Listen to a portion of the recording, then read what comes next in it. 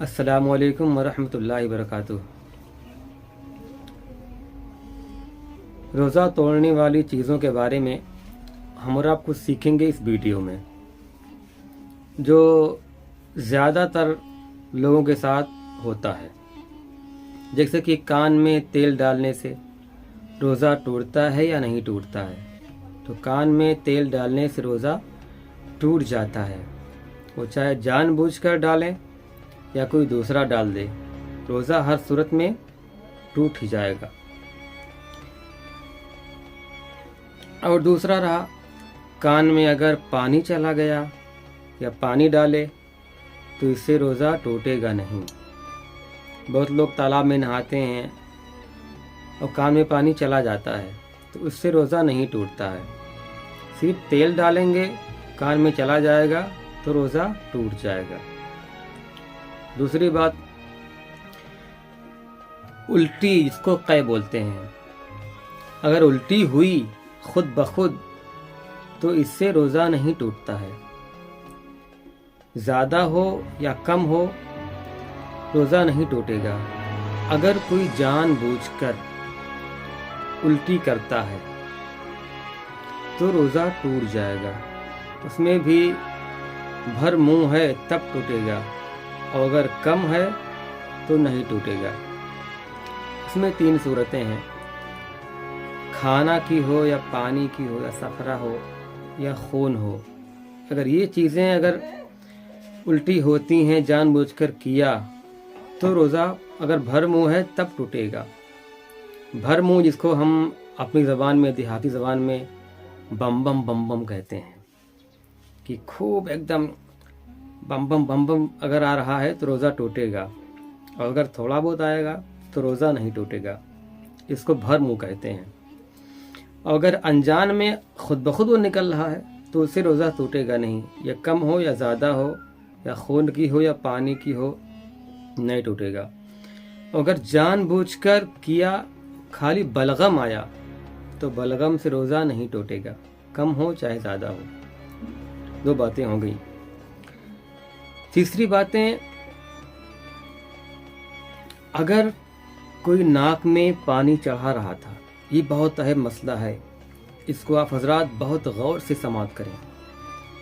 बहुत से लोग वज़ू बनाते हैं और वज़ू बनाते वक्त नाक में पानी चढ़ाते ही हैं। तो उस पानी चढ़ाते वक्त वो पानी नाक के ज़रिए दिमाग तक चढ़ जाता है, जिसको महसूस किया जाता है। तो अगर नाक में पानी चढ़ाया और वो दिमाग तक पहुंच गया तो रोज़ा टूट जाएगा। इसमें भी 2 सूरतें हैं। अगर रोज़ा होना याद है तो रोज़ा टूट जाएगा, और अगर रोज़ा होना याद नहीं है तो रोज़ा नहीं टूटेगा। ऐसे ही अगर कुल्ली कर रहे थे, वज़ू कर रहे हैं और कुल्ली कर रहे थे, और पानी बिला कसद मतलब अनजाने में पानी हलक से नीचे उतर गया तो रोज़ा क्या होगा? टूट जाएगा। ये सब बहुत अहम मसला है, इसको आप हज़रात बगौर समाअत करें और इसको याद भी कर लें और लोगों को बताएं भी। तो कुल्ली अगर किया जा रहा है और अगर पानी हलक से उतर गया तो रोज़ा टूट जाएगा। लेकिन दूसरी सूरत ये है कि अगर रोज़ा होना याद नहीं है, मतलब भूल गया कि हम रोज़ा हैं, भूले से पानी हलक से उतरा कि हम रोज़ा नहीं हैं, रोज़ा होना उसको याद नहीं है, तब रोज़ा उसका नहीं टूटेगा।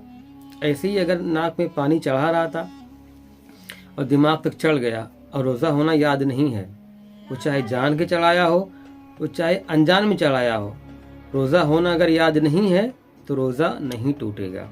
कुल्ली करने में भी यही सूरत है कि अगर रोज़ा होना याद है और पानी हलक से उतरा तो रोज़ा उसका टूट जाएगा, और अगर रोज़ा होना याद है तो टूट जाएगा, और अगर याद नहीं है तो रोज़ा नहीं टूटेगा।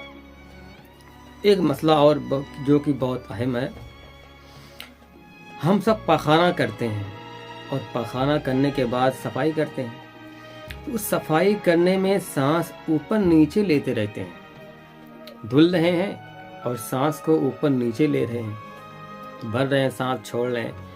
تو اس سے جو ہے پانی اندر تک جاتا ہے، جس سے پانی اندر تک جانے سے روزہ ٹوٹ جاتا ہے، جو کہ عام تو عام کچھ خاص کو بھی اس بارے میں معلومات نہیں ہے، کتابوں کا مطالعہ نہیں رہتا تو معلومات نہیں رہتی۔ تو اس کی صورت کیا ہے کہ اس سے بچا جائے، اپنے روزے کو بچایا جائے۔ اس کی صورت علماء فرماتے ہیں جب پاخانہ کیا جائے، اس کے بعد جب طہارت حاصل کی جائے تو سانس کو روک لیا جائے۔ سانس کو جب آپ روک لیں گے تو پانی آپ کے اندر تک نہیں جائے گا، معدے تک جہاں حقنہ رکھتے ہیں معدے تک پانی نہیں جائے گا تو آپ کا روزہ نہیں ٹوٹے گا۔ اس کی صورت یہ ہے، میں آپ کو پریکٹیکلی بتا رہا ہوں کہ جب دھلنے کا ارادہ ہو تو سب سے پہلے سانس کو اوپر کھینچ لیا جائے، اس طرح سے۔ اب سانس کھینچ لیے، سانس کو روک لیجئے، روکنے کے بعد میں اب صفائی کریے۔ مان لیا کہ آپ صفائی کر رہے ہیں اور آپ کا سانس جو ہے اب پھولنے لگا اور ابھی صفائی مکمل نہیں ہوئی ہے، تو آپ دھلنا موقوف کریں، مطلب صفائی کرنا بند کریں اور سانس کو چھوڑیے۔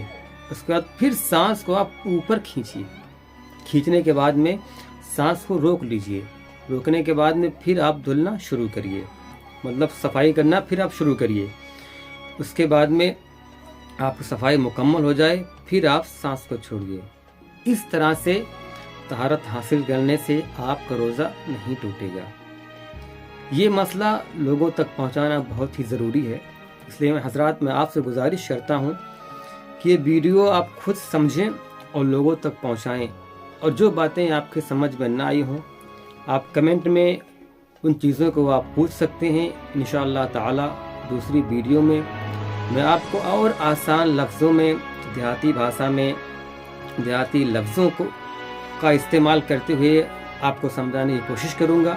لہذا آپ سے گزارش ہے کہ یہ ویڈیو لوگوں تک زیادہ سے زیادہ شیئر کریں اور پہنچائیں، اور جو اپنے قریب ہیں ان کو بتائیں ان مسئلوں کے بارے میں، کہ اس سے ان کا روزہ محفوظ رہے، اس سے آپ کو بھی ثواب ملے گا، ان کا روزہ محفوظ رہے گا۔ تو اللہ کی بارگاہ میں دعا کرتا ہوں کہ اللہ تبارک و تعالی ہم سب کو پورے ماہ رمضان کا روزہ رکھنے کی توفیق عطا فرمائے۔ پھر ملتے ہیں اگلے ویڈیو میں، تب تک کے لیے اجازت دیجیے۔ السلام علیکم ورحمۃ اللہ وبرکاتہ۔ خدا حافظ، فی امان اللہ۔